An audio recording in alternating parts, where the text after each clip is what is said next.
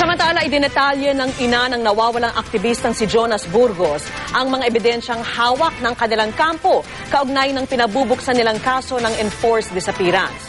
Ang Justice Department umaasang maibibigay rin sa kanila ni Mrs. Burgos ang mga ito para sa investigasyon ng NBI. Saksi si Lay Alves.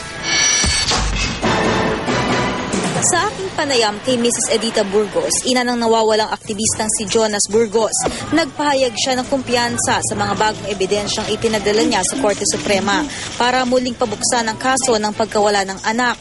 Galing daw sa isang mapagkakatiwalaang source ang mga ebidensyang ito. Hindi namin alam kung involved, hindi namin alam kung militar, hindi rin namin alam kung kaibigan siya ng mga kumuha. Ang sabi niya, gusto niya lang makatulong. Kabilang dito ang post-apprehension report sa pagkakadakip kay Jonas. Nasa paniwala ni Mrs. Burgos ay galing sa militar. Kasama rin ang umano'y autobiography ni Jonas at ang litrato nitong kuha raw matapos dakpin. Obviously, itong picture na ito siguro sinaktan na siya or maybe was confused kasi ganun ang itsura niya. So I can't believe na this was taken after the apprehension. May nakalap din daw si Mrs. Burgos na ebidensyang nagpapakitang miyembro ng leftist group si Jonas.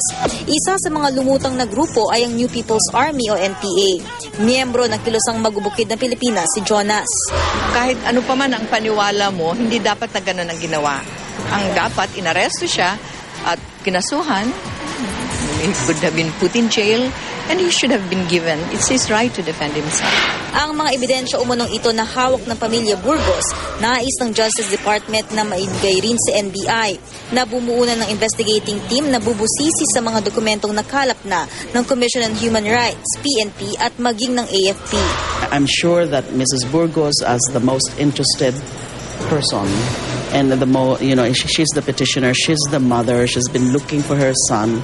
Then of course she would be the first to cooperate with this probe as ordered by the president himself. Paniwala ni Mrs. Burgos, pinagtatakpan pa rin daw ng militar ang nangyari kay Jonas. Bagay na itinanggi ng Armed Forces of the Philippines. Hindi raw nito kinukonsenti at sa halip ay kinukondena pa raw ang anumang paglabag sa mga karapatang pantao kahit pagkabaro nila ang magkasala. Pero ayon sa AFP, ang litrato ni Jonas nakuha umano matapos siyang dukutin, kailangan daw na masayasat muna bago ituring na bahagi ng ebidensya. Kung magiging susi raw ito sa katotohanan sa likod ng pagkawala ng aktivista, ituturing daw itong positive development ng AFP. Kung may malinaw sa ngayon para sa pamilya Burgos, ito'y hindi sila titigil sa paghahanap sa naglahong mahal sa buhay. Kita mo naman, Jonas, we have not given up. And we will pursue this to the end. And in our perfect time, God will allow that we see each other.